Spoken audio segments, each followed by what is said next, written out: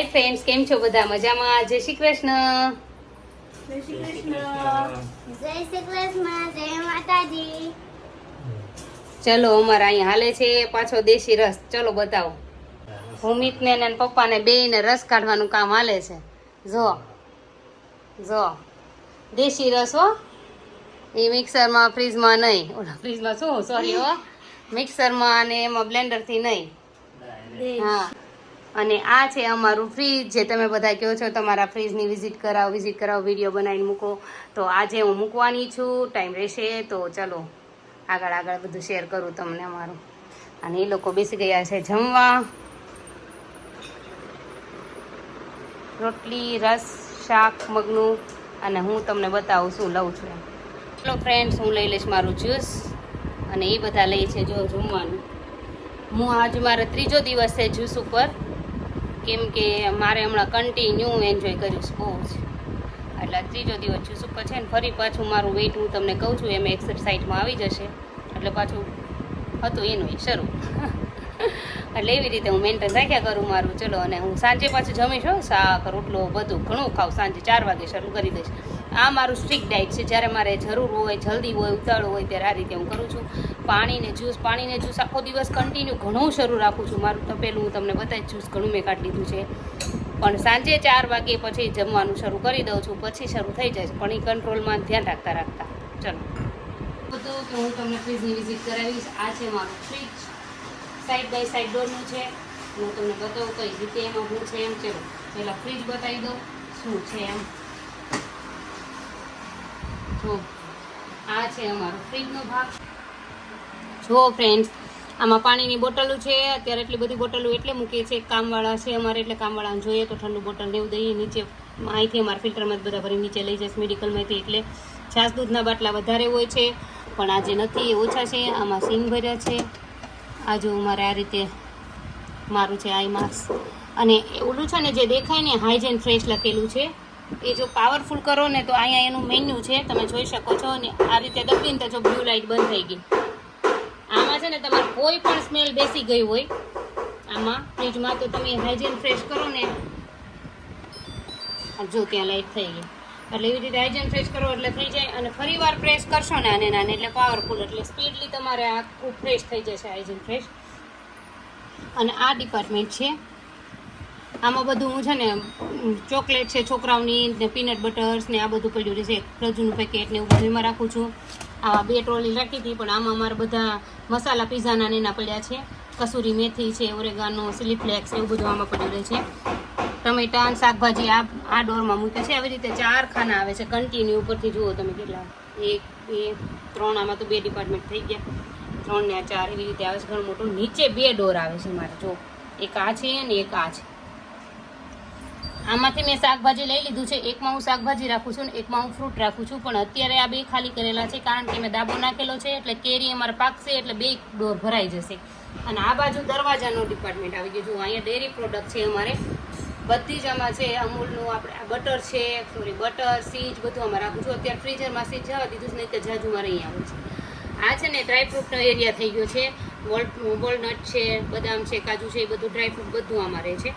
આમાં આ બધું તમે જોઈ શકો છો. આ soya sauce, chilli sauce, vinegar, બધું ચાઇનીઝના સોસ છે. પણ મારે જો એમનો સીલ પેક છે.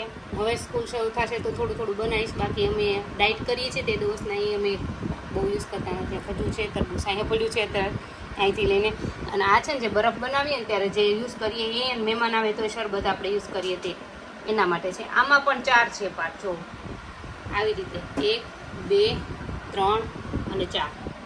આ ફ્રીજનો ભાગ આવી ગયો. અને ચાલો હવે તમને બતાવું છું ફ્રીઝરનું. જુઓ તમે, ઉપર એક કેરીનું બોક્સ સ્ટોરેજ કરીને મૂક્યું છે. બીજી કેરી પાકશે એટલે મૂકી દઈશું. સીજ એમાં આવી ગયું છે, આ વખતે બધું એમાં મૂક્યું છે. તો આ પછી કોકો પાવડર છે, પછી મસાલા છે, ભાજીપાવ મસાલા છે, આમાં રાખવાથી ફ્રેશ રહે.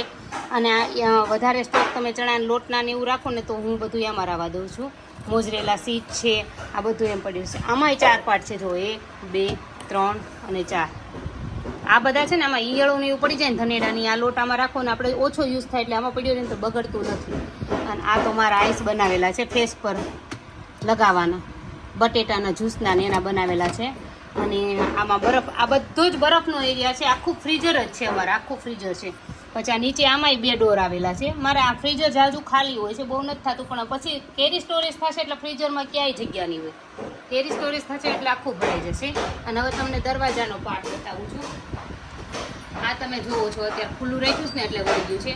આ બરફની આખી ટાંકી છે. આમાં એક ટ્રે છે. દર 3 કલાકે આ ટ્રે છે ને જામી જાય છે ને ઓટોમેટિક ઠલવાઈ જાય છે. જામી જાય ને ઓટોમેટિક ઠલવાઈ જાય છે. આ ટાંકી આખી ભરી દે છે.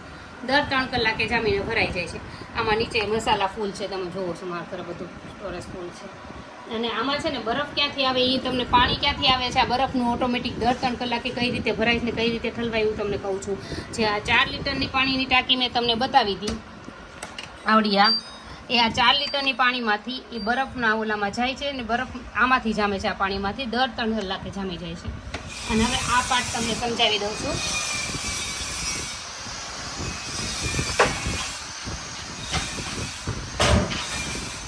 આ પાર્ટ સમજાવી દઉં છું. આ મેન્યુ છે.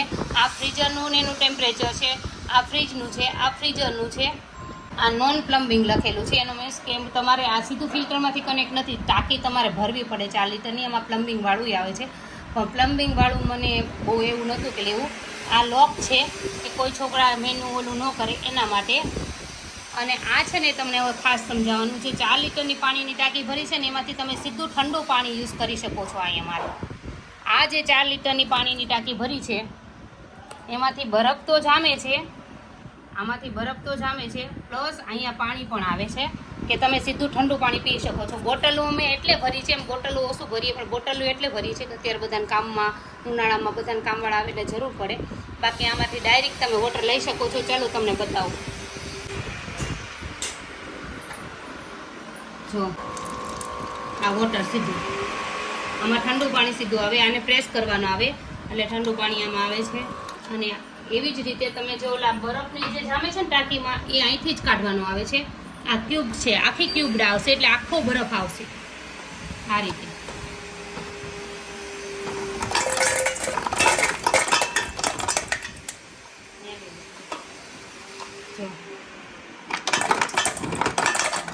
આખો બરફ આવશે. હવે તમારે આમાં આમાં જો ક્રશ કરીને જોતું હોય ને, સીધો જ્યુસમાં નાખવો હોય, શરબતમાં નાખવો હોય તો આ ક્રસ્ટ છે લખેલું, આની ઉપર ક્લિક કરવાનું છે. આ ક્રસ્ટ જો આ રીતે ક્રસ્ટ આવશે.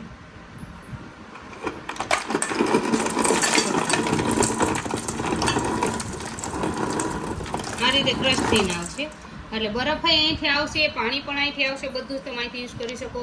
ફ્રીઝરનો ભાગ તમારે સાવ પેક રહેશે એટલે જ અમારી કેરી સ્ટોરેજ સારું રહેશે. અને બહુ ખોલવાનું ન આવે. પાણી, ઠંડુ, બરફ બધું અહીંથી જ ઓલમોસ્ટ નીકળી જાય છે. અને આ ઓપ્શન તમને કહેવાનું રહી ગયો છે. આ ફ્રીઝરનું ટેમ્પરેચર છે, ફ્રીજનું ટેમ્પરેચર, પ્લમ્બિંગ, લોક ને એક આ હાઇજેનિક ફ્રેશ મેં તમને સમજાવી દીધું. હાઇજેન ફ્રેશ મેં તમને સમજાવી દીધું ને. એક્સપ્રેસ ફ્રીજનું મિનિંગ એમ છે કે તમે છે ને જલ્દી તમારે અડધી કલાકમાં બરફની જરૂર હોય તો આ ફ્રીજમાં અડધી કલાકમાં તમને બરફ જામી દે. કોઈ મહેમાન આવતું હોય, ઇમરજન્સી જરૂર હોય તો તમે આ દબી દો તો જલ્દી બરફ જામી જાય છે. અને આ વાઈફાઈ આપ્યું છે એનું મીન્સ કે તમે છે ને આનું મેનુ બધું ફોનથી તમે કરી શકો છો, એડજસ્ટ જે પણ કરવું હોય તે. પણ હું ફોન આમાં યુઝ કરતી નથી, ઘરે ને ઘરે હોય શું યુઝ કરવાનું. તો તમને અમારા ફ્રીજની વિઝિટ બતાવી દીધી છે. ચાલો બીજી બધી વાત આગળ કરશું. ચાલો ફ્રેન્ડ્સ, આજે રસોઈ મારા ઉપર હતી બનાવવાની. સીમાને એને થોડુંક ઉગડવાળું કામ આવી ગયા, ફાધર એક્સપાયર થઈ ગયા છે, હું ચિંતા એટલે એ લોકો નથી આવ્યા બચારા, એટલે રસોઈ મેં બનાવી છે. ચાલો આજ શું બનાવ્યું છોકરા માટે બતાવું. જો આ બનાવ્યા છે રવા વડા. મેં છે ને ઓલા હોલવાળા નથી કર્યા, મહેનત બહુ થઈ જાય એટલે થેપલી સીધી કરી નાખી છે. આના મેં છે ને સેલો ફ્રાય કર્યા છે મારી માટે. આ ડાયટવાળા માટે છે, આ ડાયટ વગરના માટે છે. અને આ ડીપ ફ્રાય છે, આ સેલો ફ્રાય કરેલા છે. અને આ છે પાપડ, દૂધીનું શાક, બાજરાનો રોટલો અને રોટલી. દર્શુભાઈ જમે છે, ભૂમિત જમે છે, ભાવેશ. ચલો આમ બધા બેસી ગયા છીએ જમવા અને જમી લઈએ. ચલો ચાલો ફ્રેન્ડ્સ, તરબૂચ ખાવા માટે અમે લઈ લીધા છે તરબૂચ. અંદર નાખી દીધો છે ચાટ મસાલો. A1 ચાટ મસાલો નાખીને રોજ ખાઈ લઈએ. અમારા ઘરે તરબૂચ ને પાઇનેપલ વધારે રહે છે. પાઇનેપલ એકવાર લાવ્યા પણ હમણાં કામમાંથી જ નથી લાવતા. ભાવેશ પહેલા હેડમાં લઈ આવતા, પણ પાઇનેપલ એવું છે ને બહુ સારા નથી રહેતા. તરબૂચ પાછા બહુ લાંબો ટાઈમ સારા રહે. એટલે પાઇનેપલ છે ને તાજું કટ કરાવીને જો 2 કે 1 એમ લેતા આવીએ છીએ. તો એકવાર લાવ્યા વચ્ચે પછી પાછું જવામાં કામમાં નથી જવાતું, નહીંતર અમારે કન્ટિન્યુ હોય હેડમાં જવામાં. અત્યારે છૂટક લાવે છે, માર્કેટિંગ યાર્ડમાં જાય અને ચાલો તમારા પ્રશ્નના જવાબ આગળ આપી દઈએ છીએ. તો પહેલો જ પ્રશ્ન છે, હેતલબેન બપોરે દરરોજ મગનું શું ચાલે? તો કાંઈ નહીં, જો મગની ચાટ ચાલે, તમે સૂપ લઈ શકો છો. મેં હમણાં સૂપ બતાવ્યું છે. મગના ઢોકળા મેં પહેલાં બ્લોગમાં બતાવેલા છે, છતાં હવે હું શરૂ કરીશ મારું રોજનું, તો હું બતાવીશ ઢોકળાને એવું, કેમ કે હું બનાવીને મૂકી દઈશ. હું 4 વાગે હમણાં લઉં છું, બપોર લેતી નથી. એટલે તમારે બપોર લેતા હોય તમે રાખજો કન્ટિન્યુ. મારા જેમ સ્ટ્રિક્ટ ડાયટ જે કોઈ લેવું પહેલાં છે ને આવી રીતે ડાયટ કરતા શીખજો, પછી લીધું નહીં તો નહીં તમને ફાવે ખાસ. એટલે ઘણું છે. મગના આપણે ફૂડલા બનાવી શકીએ છીએ, મગના ઢોકળા બનાવી શકીએ છીએ, મગનું સૂપ બનાવી શકીએ છીએ, મગની સાટ બનાવી શકીએ છીએ. ઘણી વસ્તુ છે જે આપણે બપોરે મગનું લઈ શકીએ છીએ. કોઈ ને કોઈ વસ્તુ તમે આરામથી બનાવી શકો છો. પછી હેતલબેન બધું જમવું છે? તો જમું છું, તો વાંધો નહીં ને, ચક્કર આવતા હતા એટલે બધું જમું છું એમ. તો કાંઈ વાંધો નહીં, તમે જમો એમાં વાંધો નહીં. ચક્કર આવતા હોય તો તમને હાવ સારું થઈ જાય, એમ થઈ જાય કે વાંધો નહીં હવે મારાથી ડાયટ થાય ત્યારે કરજો, અત્યારે બધું જમી લેજો, ભરપેટ લઈ લેજો. ચક્કર આવતા હોય ને ત્યાં સુધી. પછી થોડુંક ધીરે ધીરે આદત પાડજો, એકારે સ્ટિક ડાયટ નહીં કરતા, અને ધીરે ધીરે લેજો. ને મગને એવું વધારે રાખવાનું છે, મગનું પાણી છે, જ્યુસ છે, એનાથી ચક્કર નહીં આવે જ્યારે ડાયટ શરૂ કરો ત્યારે. એટલે કશું જ વાંધો નથી. જ્યાં સુધી ચક્કર ચડે ત્યારે ક્વોન્ટિટીનું ધ્યાન નહીં રાખીને પહેલાં તમારી તબિયતનું ધ્યાન રાખો, પહેલાં તબિયત સુધારો. દીપ ફેસ માર્કનું નામ શું છે? તો અત્યારે મારે વિડીયો છે ને ઓલામાં છે, શું કહેવાય, સેલ્ફીમાં છે, તમને બતાવી દઉં. ચાલો બસ હલાવ તમે. જો ફ્રેન્ડ્સ, આ છે ફેસ માસ્ક. ભૂમિત લઈને પાછળ ઊભો છે બેક સાઈડના કેમેરામાં. એટલે થોડીક વાર જાજુ વાર રાખું છું, એટલે તમે એસએસ પાડી લેજો અને તમે જોઈ લેજો. મારા પાસે આ છે, આની એક ચોકલેટ જેવા એની જોડે હોય છે ને, તમે દૂધમાં અથવા પાણીમાં બોળશો ને એટલે તરત જ એ ફૂલી જશે ને મોટું થઈ જશે ને આખું ફેસ માસ્ક તમે લગાવી શકશો. ઠંડા પાણીનું એકલું કરવું હોય તોય ભલે, ઠંડા દૂધમાં નાખીને કરવું હોય તોય ભલે. પણ ચણાનો લોટ, દહીંવાળું બેસનનું કરીને તમે મોઢે લગાવ્યું હોય ને એના પર દૂધમાં બોળીને તમે એ લગાવી દેશો ને મોઢા ઉપર, તો લાંબો ટાઈમ સુધી ફેસ પેક રહેશે તમારે. અને એના પર પછી ઓલું મશીન મેં કાલે બતાવ્યું તો એનાથી મસાજ કરશો એટલે ચાલશે. જો આ છે બરોબર, તમને મળી ગયો તમને એનો આન્સર. તો બીજા બધાના પ્રશ્નના જવાબ આજે આવી ગયા છે, બીજા મેં રાઇટિંગમાં આપી દીધા છે. બીજા કોઈને જો કોઈ પ્રશ્ન હોય તો કમેન્ટ જરૂર કરજો. અને અમારો આ બ્લોગ તમને ગમ્યો હોય તો લાઇક, શેર, સબસ્ક્રાઇબ જરૂરથી કરજો. Thank you. Thank you. Welcome. Thank you, welcome. Thank you, welcome. Good night. Thank you, welcome, good night.